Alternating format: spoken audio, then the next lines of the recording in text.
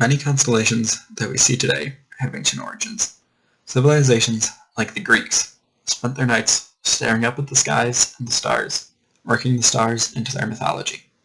48 of the 88 modern constellations are classical constellations that were laid out by the ancient Greeks. Each of these 48 constellations have unique backstories woven together within Greek mythology. Today we will take a look at the constellation of Cassiopeia and the story behind her.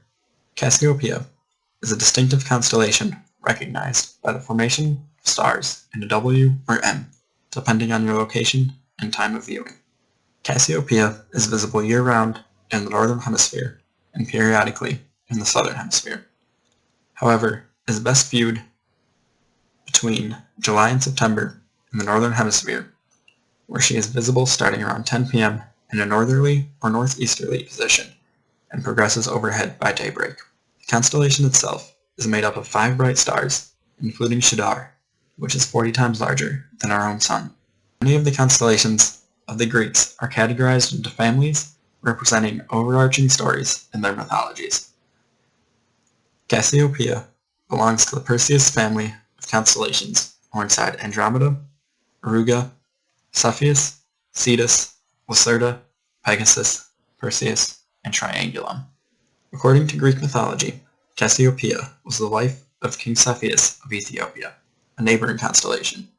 She was known for her beauty and vanity, and boasted that she was more beautiful than the 50 sea nymphs, the Nereids, the daughters of Titan Nereus.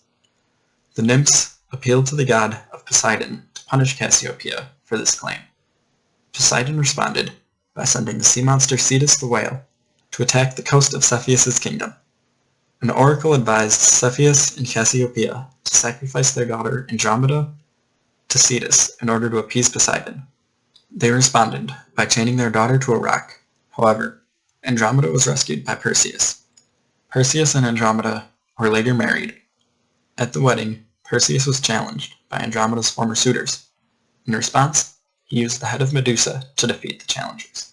While doing this, he inadvertently also brought Cepheus and Cassiopeia to their ends. The god Poseidon, still looking to punish Cassiopeia for her actions and claims against the nymphs, cast Cassiopeia and Cepheus into the sky to wander the celestial pole for eternity.